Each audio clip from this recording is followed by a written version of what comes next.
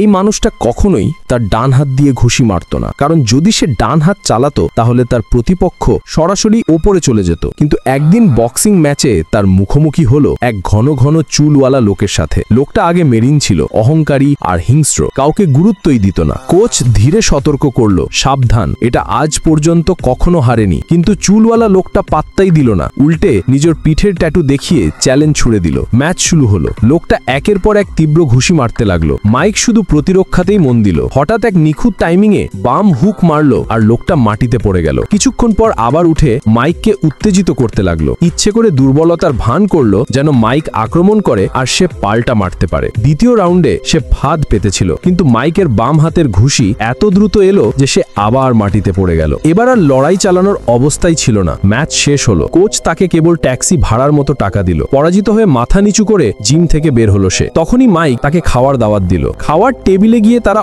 অবাক হয়ে জানলো দুজনই এক সময় একই স্পেশাল ফোর্স ইউনিটে ছিল। লোকটা মাইককে জিজ্ঞেস করলো, তুমি সব সময় শুধু বাম হাত দিয়েই ঘুষি মারো কেন? মাইক শুধু হেসে দিল, নিজের গোপন রহস্য বলল না। ঠিক তখনই মাইকের মায়ের ফোন এলো। মা কাঁপা গলায় বললেন, দোকানে গুন্ডারা হামলা করেছে। মাইক দৌড়ে গেল, দেখলো দোকান ঘিরে লোক দাঁড়িয়ে আছে। মাকে রক্ষা করতে মাইক বুঝে গেল এখন ডান হাত ব্যবহারের সময় এসে গেছে। একে একে সবাইকে ফেলে দিল সে, কিন্তু ওপর থেকে কেউ সবকিছু লক্ষ্য করছিল। মাকে বাঁচাতে মাইককে দ্রুত লড়াই শেষ করতে হলো। শেষ শত্রুকে ফেলে দোকানের ভেতরে ঢুকে মাকে শান্ত করলো আর চশমা পরা এক লোককে জিজ্ঞাসাবাদ শুরু করলো। হঠাৎ আসল গ্যাং লিডার ঢুকলো, সঙ্গে এক বিশাল দেহরক্ষী। মাইক সময় নষ্ট না করে ডান হাত দিয়ে শক্ত ঘুষি মারলো, কিন্তু অবাক করার মতো ব্যাপার হলো ওই লোক একদম নড়ল না। এবার মাইক আরো জোরে আঘাত করলো, তবু সে শুধু দুপা পিছিয়ে গেল। এটা দেখে দেহরক্ষী আরো ক্ষিপ্ত হলো। পাল্টা আক্রমণে সে মাইকের দুই হাত চেপে ধরে ভয়ঙ্কর হেডবাট মারলো। মাইক মাটিতে লুটিয়ে পড়লো। তখন গ্যাং লিডার উঠে দাঁড়িয়ে মাইককে প্রস্তাব দিল,